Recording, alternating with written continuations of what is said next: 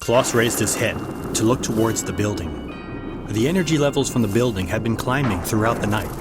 Something was coming, and it wasn't good. MTF Theta 77 en route. Should be here within the hour.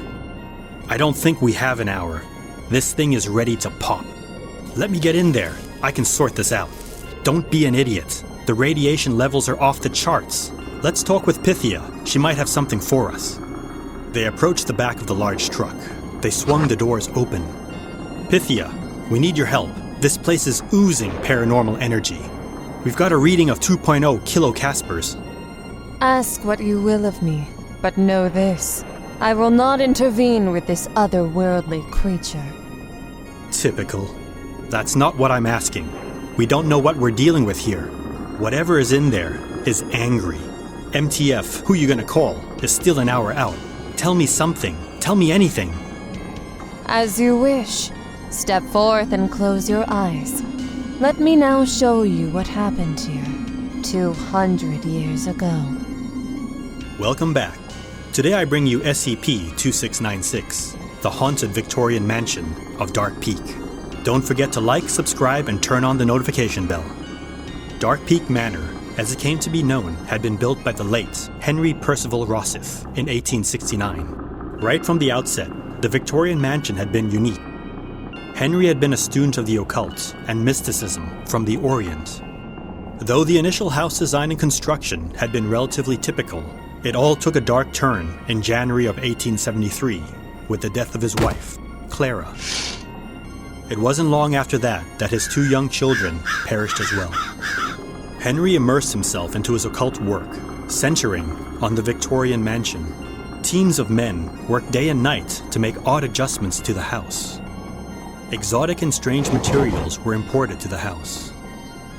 Features such as winding staircases to nowhere, floors which reached the ceilings, and other oddities were added. Henry insisted on overseeing all the work himself, often becoming enraged and short with the workers until eventually they all left. His temper and strange visions were the reasons the workers gave. Henry could be found working day and night from a room with a black door.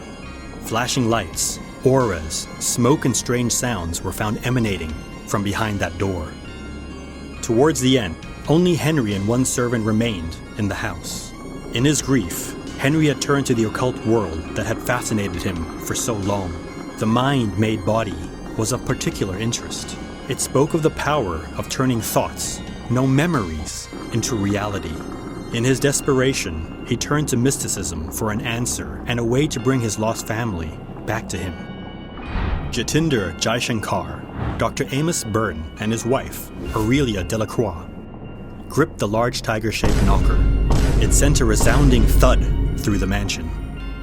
All three were eminent occultists and exorcists, here to investigate under the thinly veiled excuse of checking up on Henry. The reports had been coming in for some while. Odd sights, sounds, and even feelings of paranoia and nausea when near the house. When Henry came to greet them, he was a mere shell of his former self. He was skeletal and haggard. His body looked as if he'd aged decades in mere months. His eyes shone of insanity, but tempered with intelligence, the most dangerous kind. As the night wore on, it became clear that Henry knew why they were here, despite their excuses to the contrary. However, he didn't seem bothered by it, though he disclosed nothing to them. His mannerism expressed something else. What was it? Pride? They couldn't be sure, but there was more going on here than the old man was revealing. As the night wore on and the guests retired to their rooms, they had agreed to meet later in the night to inspect the black door while Henry was asleep. 2:30 a.m. on the dot. Jatinder heard a quiet knock on his door. Awaiting him in the doorway was Amos and Aurelia. They signaled to follow them. They approached the black door, but to their surprise, it was unlocked. They pushed it open, revealing a long, oddly shaped corridor. As they walked through the hall, they came upon a most bizarre room. The floors were uneven, windows built at a slant, staircases going nowhere. They found the real staircase leading up to the second flight and made their way to it. As they walked down the corridor, Jatinder was struck with a sudden feeling of nausea. The dowsing rods, held by the two others, exploded suddenly as they all fell to their knees. Jatinder felt a sudden coldness come over him, a coldness that was tempered with fire and anger. As he looked up, he saw the apparition gliding towards him. It was partially transparent, and though it didn't float, it also didn't walk. Its eyes glowed with an intense hatred, but also confusion. Did it understand what it was? Jatinder rolled up his sleeves, presenting the archaic rites and rituals emblazoned into his skin. It was now the only thing protecting them from this malicious spirit. It bore down upon him. He sensed his end was near. She suddenly stopped and turned her eyes on something behind her. He heard a voice call out, "Clara!" And in a heartbeat, she was upon the man. He screamed, and suddenly, as quickly as it had all started, she and the man were gone. Jatinder knew now that it had been Henry who had sacrificed himself to save them from the spirit he had manifested of his dead wife, Clara. For crying out loud. Well, we're done for. The one thing that could control her, well, he died 200 years ago. Poor Chen. I'm sure Apollo will find space for you in the afterlife. Do you prefer foot washer or nose hair trimmer? Oh, you got jokes now. You think this through? If I die, I'll be back, haunting you. Got it? Love is stronger than hatred.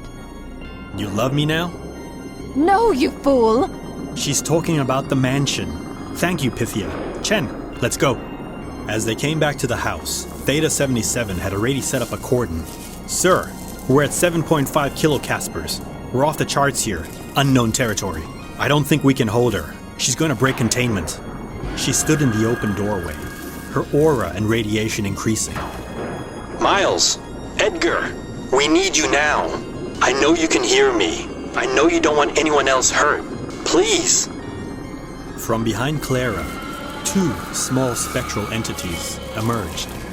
As they each grabbed one of her hands, her eyes quieted and the aura surrounding her faded.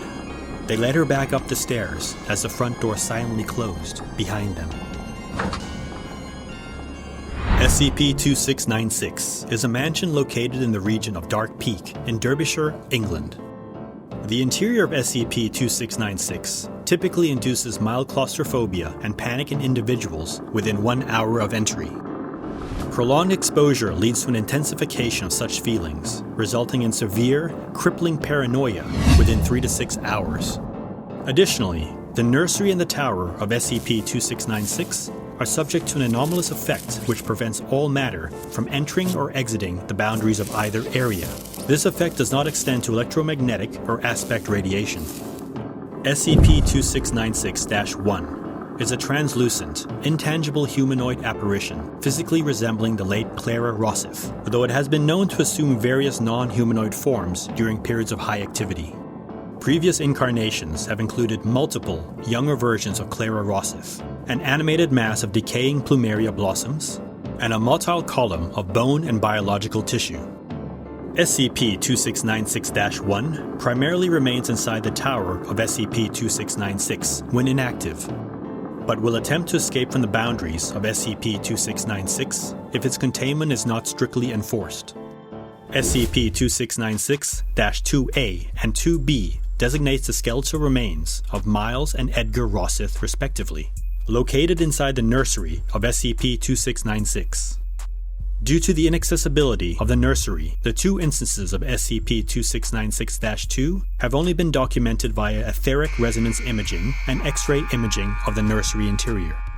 SCP-2696-2A and 2B are normally inert, with the two entities lying in a fetal position at the center of the room.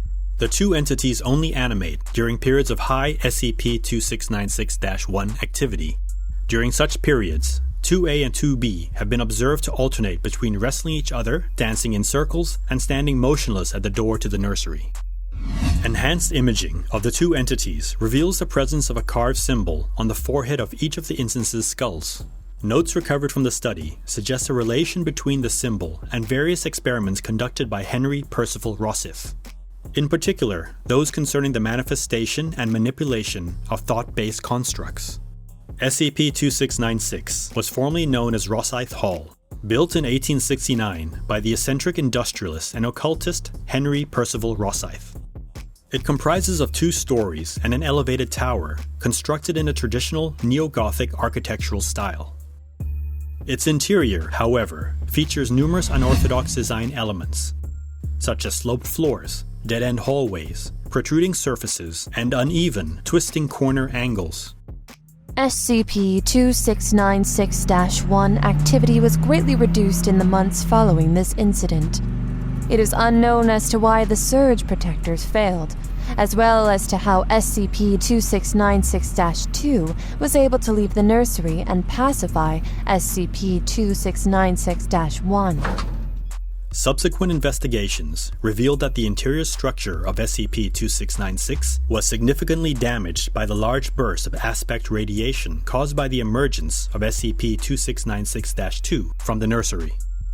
While some of the damage was repairable, several structures utilized fragile and/or currently unobtainable materials that were unable to be replaced in full.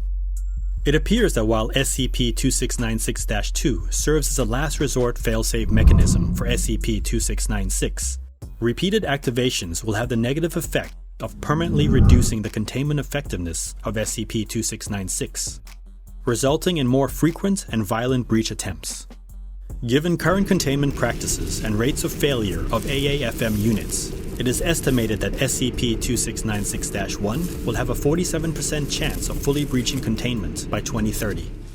Accordingly, members of the ECRG assigned to SCP-2696 are to focus on devising more sustainable and permanent long-term containment solutions for SCP-2696-1. Love unending, though a beautiful concept, can sometimes lead us down a path of desperation and despair. Love deeply. But once that love is gone, let it be. As always, have a care, and remember to subscribe, like, and share, if you would. Until next time, happy Halloween!